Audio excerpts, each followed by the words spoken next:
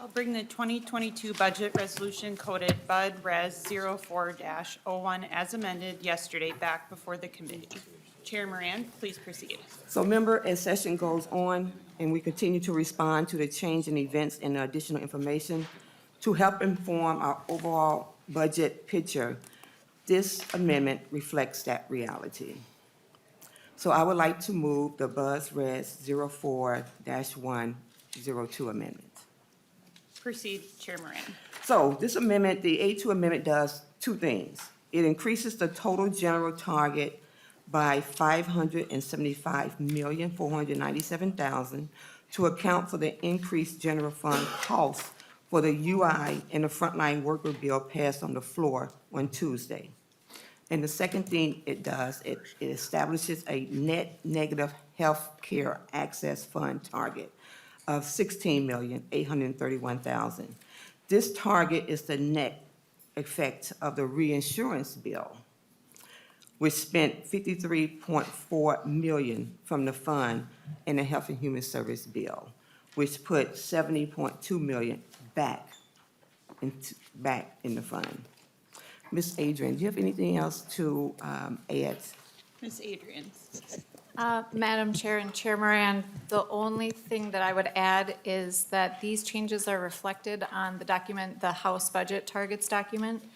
And so the total net spending is now $7.9 billion, just a little bit over. And this number reflects the $575 million change that Chair Marion referenced.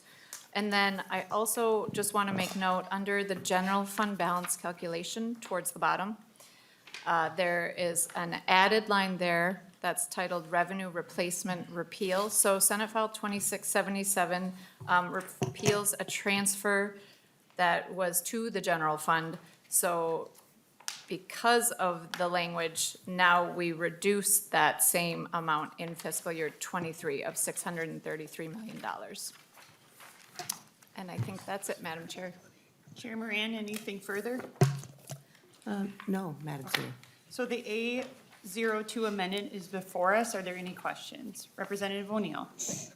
Thank you, Madam Chair, and I apologize if I'm not reading this amendment correctly, but when we did UI, Madam Chair, we're taking some money from the federal money, and I don't see that allowance because you explicitly did not disallow that. So are we making that change as well? I'm just not seeing it in the amendment. Am I missing something? I'm going to defer Chair to Ms. Moran. Adrian.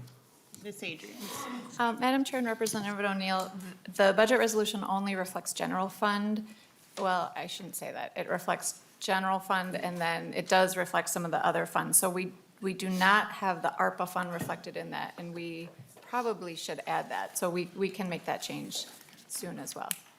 Representative O'Neill. Thank you, Madam Chair. Yes, I think since we did make that huge change on the House floor, Madam Chair, we definitely need to reflect it in the budget target so that it's explicitly allowed. Because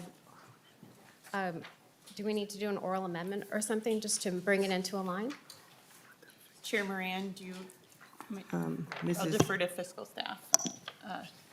Mr. Sullivan. Madam Chair and members, just a clarification that the state fiscal recovery federal fund target of $0 applies only to the omnibus bills.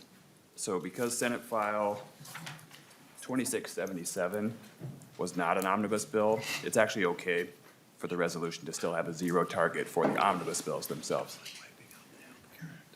Representative O'Neill.